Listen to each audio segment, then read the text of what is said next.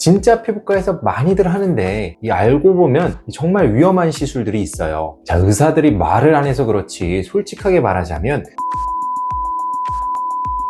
저라면 다시 한번 생각해 볼 것 같아요.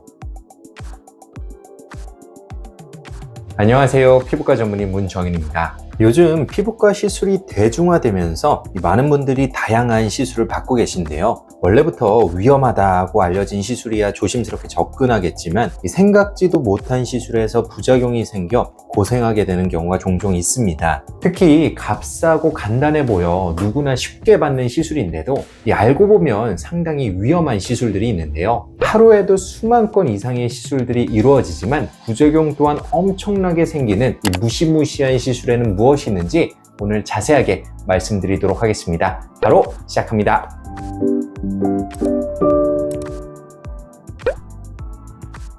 염증 주사는 여드름이나 뾰루지 같은 피부 염증을 빠르게 가라앉히기 위한 치료법을 말하는데요. 병원마다 하루에도 수십 건씩 시행될 만큼 피부과에서 가장 흔한 시술 중 하나로 상당히 효과가 좋아 많은 분들이 선호하죠. 실제로 여드름이나 모낭염이 자주 생기는 분들은 주기적으로 염증 주사를 받는 경우가 많습니다. 저 또한 제 얼굴에 염증 주사를 종종 맞곤 하는데요. 지금 제 이마를 자세하게 보시면 약간의 희미한 자국이 남아있는데 예전에 이 왕뾰루지가 올라왔다가 염증 주사를 맞고 가라앉은 자국입니다. 염증 주사를 맞지 않았다면 지금까지도 뾰루지가 남아있었겠죠. 염증 주사의 주요 성분은 트리암시놀론이라는 스테로이드입니다. 스테로이드는 염증을 가라앉히는 효과가 매우 뛰어나서 붉고 통증이 동반된 여드름 치료에 많이 사용이 되는데요. 그 외에도 켈로이드 흉터, 만성 습진, 원형 탈모 등 다양한 피부 질환의 치료에도 응용되고 있습니다. 그런데 염증 주사에는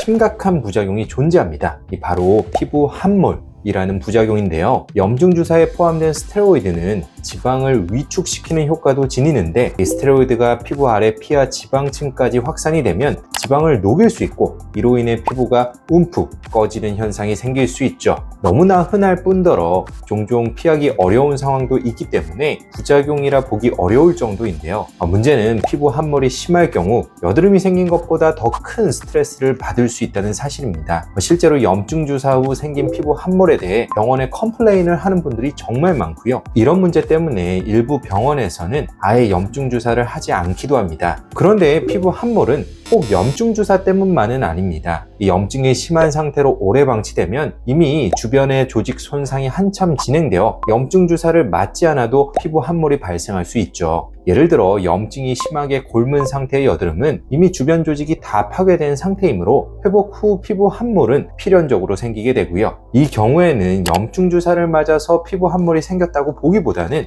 오히려 염증 주사로 빠르게 염증을 가라앉혀 함몰의 정도를 최소화하였다고 보는 것이 맞습니다. 자, 그래서 저는 염증 주사의 효과와 부작용을 모두 고려하여 이 염증 주사를 안전하고 효과적으로 막기 위한 방법 3가지를 항상 환자분들에게 말씀을 드리는데요. 염증 주사를 맞는 시기가 굉장히 중요합니다. 뾰루지가 붉고 딱딱하며 커지기 시작할 때, 즉 염증의 초기 단계에서 주사를 맞으면 염증이 심화되는 것을 막고 부작용을 최소화할 수 있는데요. 자, 반대로 이미 뾰루지가 물렁하거나 주변이 붉어지고 이 통증이 심한 상태가 오래 지속되었다면 이 염증이 최고조에 이르렀거나 어느 정도 지나간 상태일 수 있습니다. 자, 이때는 주변 조직의 손상이 많이 진행되었기 때문에 어떤 치료를 하든지 이 피부 함몰이 남을 가능성이 크죠. 자, 초기 단계를 지난 뾰루지에 대해서는 무조건 염증 주사를 맞기보다는 이 득실을 따져서 신중히 결정하는 것이 좋습니다. 자, 여드름 염증의 근원인 피지선은 진피층 내부에 존재합니다. 자, 따라서 염증 주사가 이 부위를 정확하게 타겟팅해야 염증을 효과적으로 가라앉히고 이 부작용을 줄일 수 있는데요. 자, 다만 이 진피층은 조직의 밀도가 높기 때문에 주사 용액이 주입되면서 이 뻐근한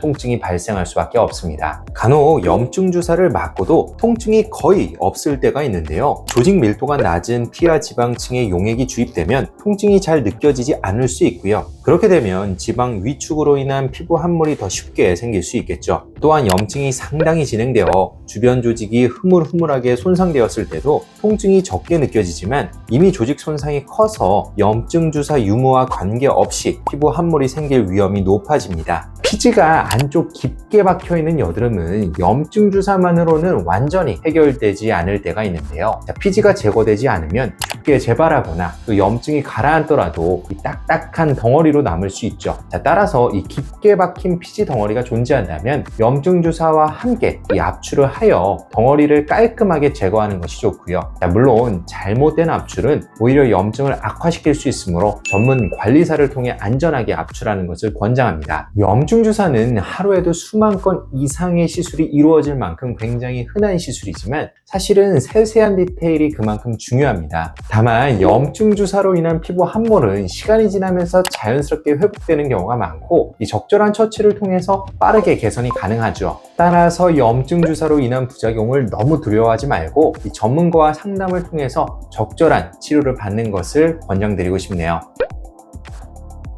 아이러니하게도 피부과 의사들이 제일 기피하는 시술 중 하나는 점 제거입니다. 점 제거는 간단하다고 생각하기 쉽지만 실제로는 보기보다 훨씬 더 어렵고 부작용이 잘 생기는데요. 피부과에서 흔히 시행하는 고가의 시술, 예를 들어 울세라, 서마지, 필러 등의 리프팅 시술과 비교해보면 점 제거가 기술적으로 간단해 보일 수 있는 것은 사실입니다만은 저 역시도 10년 넘게 점을 제거해본 입장에서 만원짜리 점 제거 시술이 고가의 리프팅 시술보다 훨씬 어렵게 느껴지는 경우가 많습니다. 대부분의 환자들이 한 번의 시술만으로 점이 없어질 거라 기대하지만 한 번에 제거되는 경우가 거의 없고요. 오히려 제거 후에 흉터가 생기는 경우가 많죠. 점 하나하나가 다 다르기 때문에 점의 상태에 따른 개별적인 접근은 필수고요. 작은 점 하나로도 환자분들이 흉터나 재발 문제로 큰 불만을 가지기도 하기 때문에 의사로서 굉장히 신중할 수밖에 없는 시술이 바로 점 제거입니다. 성공적으로 점을 제거하기 위해서는 몇 가지 요소를 꼭 고려해야 합니다. 자, 먼저 점을 제거하기 전에 해당 병변이 단순한 점인지 아닌지를 먼저 확인하는 것이 매우 중요합니다. 점처럼 보이는 검버섯은 점과 치료 방법이 동일하므로 큰 문제가 되지는 않는데요. 자, 하지만 이 점과 유사하게 생긴 피부암을 이 점 제거 레이저로 제거를 하면 재발할 가능성이 높고 더 심각한 암으로 변할 수 있습니다. 따라서 이 모양이 이상한 점은 무조건 제거하지 말고 피부과 전문의의 진찰을 통해서 이 제거 여부를 결정하는 것이 안전합니다. 점의 크기와 깊이는 제거 과정과 이 결과에 매우 큰 영향을 미칩니다. 점의 크기가 클수록 또 깊이가 깊을수록 더 넓고 깊게 제거해야 하므로 재발하거나 또 흉터가 생길 가능성이 커지고요. 특히 이 파란색이나 회색으로 보이는 점은 깊이가 깊을 가능성이 높아 주의해야 합니다. 따라서 평소에 신경 쓰이는 점이 있다면 점이 더 크게 자라기 전에 미리 제거하는 것이 좋습니다. 피부는 부위에 따라 재생력이 다르므로 점이 어디에 위치하고 있느냐에 따라서도 추후 흉터 발생 여부가 달라질 수 있습니다. 예를 들어 얼굴에서는 이 피부에 움직임이 많은 입 주변이나 또 혈류 공급이 적은 코끝, 또 피지선이 적고 피부가 얇은 눈꺼풀 주변의 점을 제거하면 흉터가 잘 남을 수 있고요. 또 가슴이나 또 팔다리에 위치한 점 또한 이 점을 뺀 위치에 대부분 흉터가 남습니다. 부작용을 예방하는 데에는 점 제거 후 관리가 매우 중요합니다. 재생밴드를 피부가 충분히 아물 때까지 잘 붙이는 것이 기본이고요. 이 테이프 안쪽으로 물이 들어가 2차 감염이 생기지 않도록 잘 관리해야 합니다. 또한 피부가 잘 아물어도 보통 2-3개월 이상 이 점 제거 부위에 붉은기가 남을 수 있고요. 자, 이는 정상 치유 과정의 일부이지만 자외선이나 또 물리적 자극에 계속 노출이 되면 회복이 느려지고 색소 침착이 생길 수 있으므로 이를 피해주는 것이 좋습니다. 자, 어두운 피부톤이나 켈로이드 체질처럼 색소 침착이나 흉터가 잘 남는 사람은 더욱 세심하게 관리에 신경을 써야겠죠. 한국인들은 작고 갸름한 얼굴을 선호하는 경향이 상당히 강한데요. 비교적 저렴한 가격에 얼굴을 V라인으로 교정할 수 있는 시술로는 사각턱 보톡스가 있죠. 많은 분들이 합리적인 시술을 받고자 더 저렴한 비용으로 더 많은 용량을 주사해주는 병원을 찾아다니기도 합니다. 하지만 사각턱 보톡스는 무조건 고용량을 맞는다고 좋은 것은 아닌데요. 과도한 사각턱 보톡스는 생각보다 많은 부작용을 유발할 수 있습니다. 저는 그래서 일부러 저용량으로 시술을 진행하는 경우도 있죠. 대표적인 사각턱 보톡스의 부작용으로는 4가지가 있는데요. 첫 번째는 볼페임입니다. 얼굴살이 별로 없는 얼굴에서는 사각턱 근육이 볼 부위를 채워주는 역할을 하는데요. 보톡스로 인해 사각턱 근육의 부피가 지나치게 감소하면 볼페임이 더 쉽게 드러날 수 있겠죠. 마른 얼굴형과 땅콩형 얼굴에서는 무리한 사각턱 보톡스는 피해야 하고요. 최대한 근육의 아래쪽 부위에 시술을 집중하여 볼페임을 예방하는 것이 좋습니다. 두 번째는 피부의 흘러내림입니다. 피부에 탄력이 떨어진 40대, 50대 이상에서 이 사각턱 보톡스를 맞고 나서 피부가 더 처졌다고 표현하는 경우가 있죠. 피부에 힘이 없고 심술보가 늘어진 사람에게서 흔히 나타나는 현상인데요. 사실 사각턱 보톡스로 인해 피부 탄력이 더 떨어지는 것은 아닙니다. 다만 사각턱 근육이 이 피부가 처지지 않도록 일종의 지지구조를 형성하고 있었는데 근육의 부피가 줄면서 이 피부가 아래로 흘러내리게 되는 것이죠. 따라서 피부 탄력이 떨어진 고령에게서는 신중히 시술을 진행해야 하고요. 탄력을 개선하는 다른 시술을 병행하는 것이 좋습니다. 세 번째는 축두근의 비대 현상입니다. 사각턱 근육은 원래 음식을 씹을 때 사용하는 저작근인데요. 축두근 또한 저작근의 역할을 수행합니다. 보톡스로 인해 사각턱 근육의 힘이 약해지면 이를 보완하기 위해 축두근이 발달할 수 있고요. 결과적으로 관자 부위가 비대해지는 문제가 생길 수 있습니다. 따라서 사각턱 보톡스 시술 시에는 이 측두근의 비대 유무를 같이 확인하고 필요하다면 측두근 보톡스를 함께 진행하는 것을 권장합니다. 네 번째는 알사탕 현상입니다. 드물지만 보톡스 주입 후 얼마 지나지 않아 이를 꽉 깨물었을 때 알사탕처럼 튀어나와 보이는 문제가 생길 수 있는데요. 이는 넓고 두꺼운 사각턱 근육의 일부만 마비가 되고 얕은 층의 근육이 마비되지 않아